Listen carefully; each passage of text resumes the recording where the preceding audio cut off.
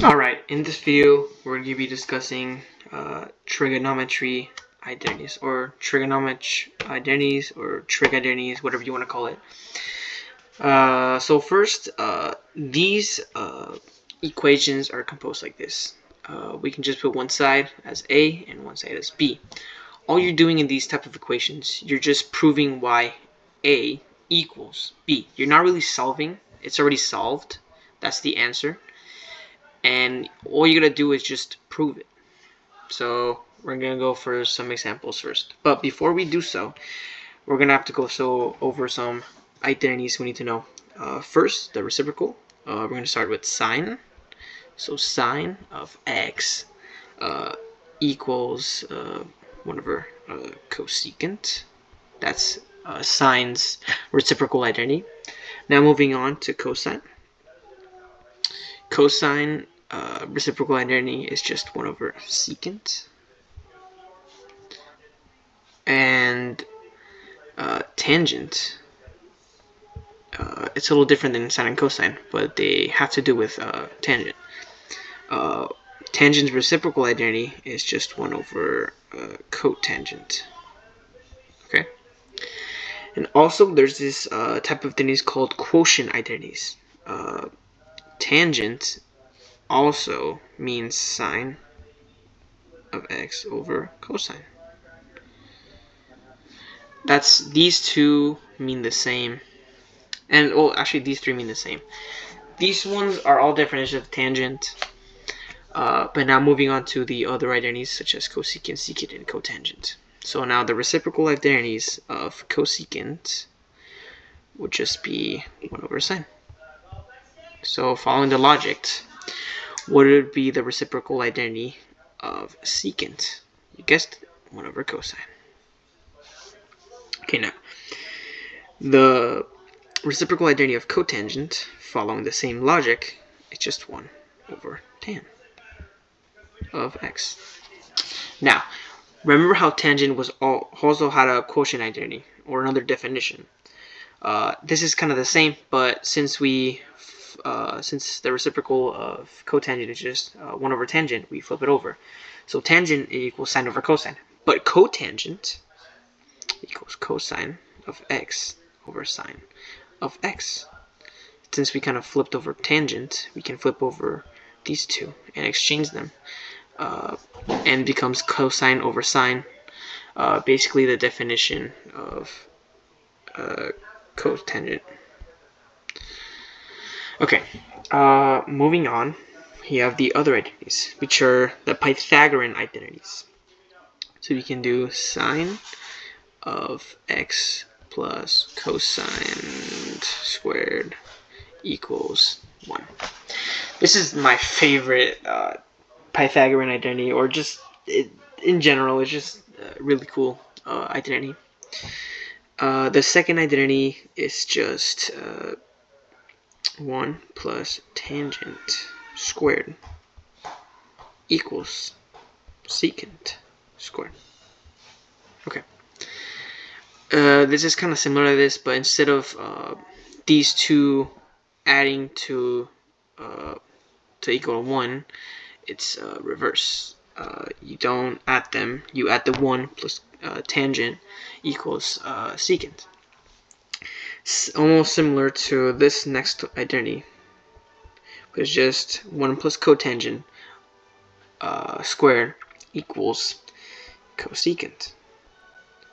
You can kind of help yourself by saying, 1 plus cotangent has to be cosecant, because cotangent and cosecant start with C, and tangent doesn't start with C, and secant doesn't start with C, so we can kind of associate them like that. Okay. After we've gone the basics of identities, the fundamental identities, we need to now actually verify trigonometric identities. So to verify an identity, we need to show that one side of the identity can be simplified so that it is identical to the other side. But each side of the equation is manipulated independently of the other side of the equation. So we can start by using a very, very basic problem, we're going to be changing sines and cosines to verify an identity. So our first one is just secant of x. Oh, that's a really bad secant. There you go. Secant of x times cotangent. Yep.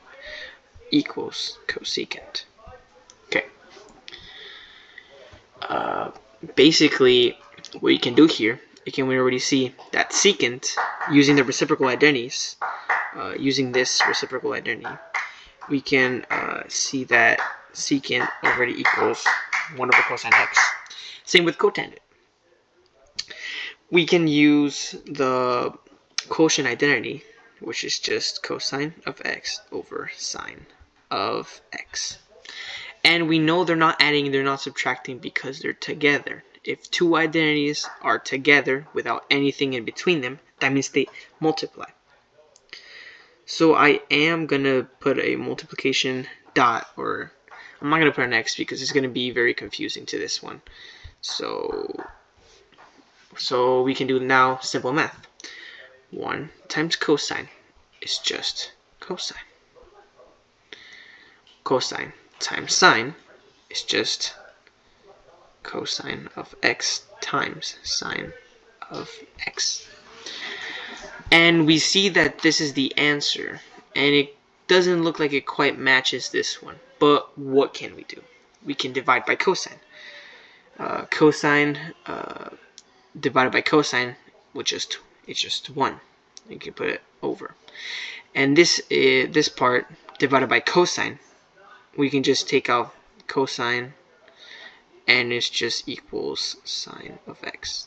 Because if we divide on the top, we divide on the bottom. So we left with our answer 1 over sine. And 1 over sine, using the reciprocal identities, well, guess what? It gives us cosecant of x. And we just proved how this side of the equation equals this side right here. Okay. So now we're going to do another problem. Now, this is a really similar problem. You might want to think in terms of sine. I'm going to give you one more, and then you're going to have to try this on your own. Okay, I'm going to go through this with you guys. Okay.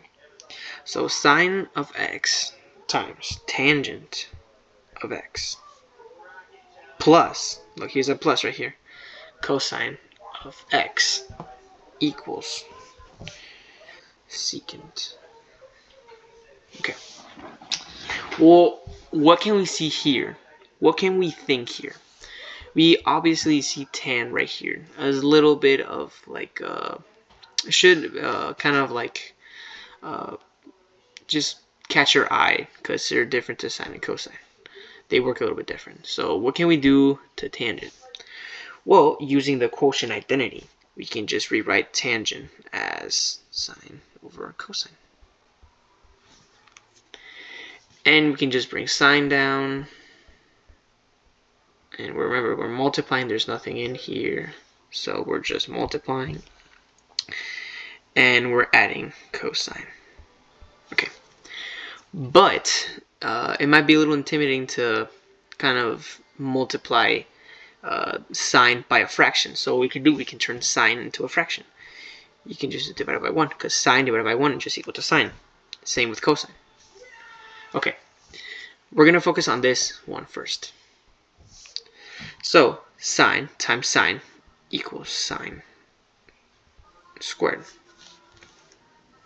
Why? Because whenever you have a variable times itself, we can automatically write it as squared. Okay, so now what is 1 times cosine? We would just put cosine. Okay, once we have that, we bring this one down right here, cosine of x minus over 1. Okay, what can we do here? Well, we want a common denominator to be able to add these two fractions. So what we do, we will just multiply by cosine, and kind of like how we did it with sine over here, we can do cosine times cosine, which just gives us cosine squared. And 1 times cosine is just cosine. So we can just erase these ones since we already multiplied. And the 1 turns into cosine because cosine times 1 is just cosine. Okay. Now, what we want to do over here is add the fractions. So once we add them, we put sine of squared plus cosine squared over cosine, because you're just adding them up. You can just put them in one fraction. There's an easier way to put them in a fraction, and this will be a huge helpful trick in order from like condensing or just putting back the fraction. A simple rule: if the denominators are the same, you can just put them over the same denominator because they're going to be divided equally. Okay. So what can we see here? We can see that this is actually an identity, which is just equal to 1. We literally just saw it. So what we would do, it would just substitute 1 for this equation. So we would just write 1 over cosine. And what does 1 over cosine equal? 1 over cosine, or I should probably do an arrow. 1 over cosine equals secant x. This is a reciprocal identity. So basically, this is how you would solve, or not solve, prove that this side is equal to this side. Okay. We'll try a different problem. This might be a little bit more tricky or more intimidating, but it's actually a really, really, really simple problem. We can just write 1 plus sine of x over cosine of x, and we can just set it equal to secant x plus tangent of x. Okay, so this might look a little intimidating, but remember the rule we just did from condensing and expanding fractions. So we can just rewrite as 1 over cosine of x plus sine of x and cosine of x. So what can we already see here? We can already see here that there's a plus sign and there's a plus sign here. So we probably don't need to add any more. So what can we look? We can look at the reciprocal identities. So the reciprocal identity of 1 minus cosine is just secant. And look, here's our first part of the answer. Now, sine over cosine equals tangent. So we just add tangent. We're just rewriting them. We're not actually solving, we're rewriting them. And that just gives us the answer. So trig identities in general are just really, really easy to see, really, really easy to learn, and you just get better at them by practicing more problems. So we're going to try a little bit more of a difficult one. It's not that difficult, but it's just more steps. So this is our original problem: cosine of x over 1 plus sine of x plus 1 plus sine of x over cosine of x, and that gives us 2 secant. So this is more of a harder problem. There's a lot of steps involved in this equation or identity. So what can you do? So in order to add these two equations, we need a common denominator. So what we choose to do is multiply this side by 1 plus sine of x, and this side by cosine of x. And that would give us, let me just write over down here. Once we multiply the denominators by each other, it'll just give us this thing right here. this long fraction over here. It's just cosine of x squared plus 1 plus sine of x plus sine. Oh, I think it's a little more longer. Plus sine squared. So that would just gives us this whole thing once we multiply 1 plus sine here and multiply 1 times cosine here. So that would just give us this like a little mess. Well, I don't want to say mess, but it kind of looks like a mess. So we're going to get rid of a lot of things. So you just put 1 plus sine of x to not get confused and cosine of x. So now, since now we have a common denominator, we can just condense the fraction and get a common fraction. So once we do that, we can just do simple math. So we can see already sine squared plus cosine squared. See, they're adding and they're adding. Well, guess what that gives us? That gives us 1. So this and this are out. Okay. So now what we have here is just another 1. So we can add a 1 here. 1 plus 1 is 2, but let's keep that in mind. Sine plus sine, guess what that equals? That equals 2 sine. Not sine squared, because we're now multiplying again. Okay. Once we have that, we bring down the denominator, because that hasn't changed. And we bring exactly the same. So now what do we see here? Or what can we do here? Well, what we can do is we can factor a 1. So we would just factor a 1, or not factor. We would just add the 1 and 2. 1 and 1. So 1 plus 1 equals 2. So you just do that to know what we're dealing with right now. And that would just leaves us with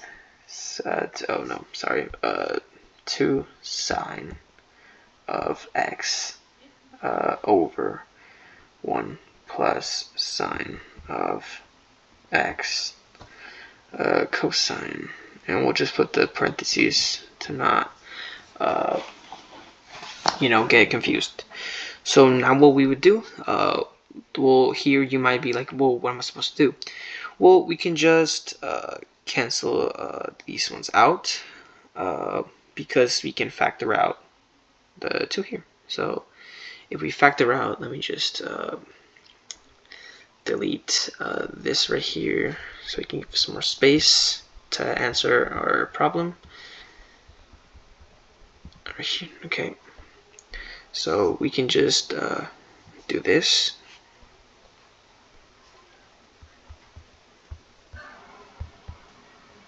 Well, we can, do that, and boom, and just 1 plus sine of x times cosine of x. And you can put in parentheses. So, what do we see here? We can divide by 1 plus sine. This thing cancels out, this thing cancels out, and we're just left with 2 over cosine. And what is the reciprocal identity of 1 over cosine, which is just secant? Right here, there's an invisible in secant, for example, here, secant. There's an invisible 1 right here. So what we would do is we would just pretend that 1 is just 2 because of the reciprocal identity. So we just do 2 secant of x. And that would be our proof. It's right here, same. So yeah, this is how you would solve this thing. So basically, this is a little intro to reciprocals, getting used to these identities, which seem hard but aren't that hard. But yeah, I hope you enjoyed the video and you learned something new. Bye guys.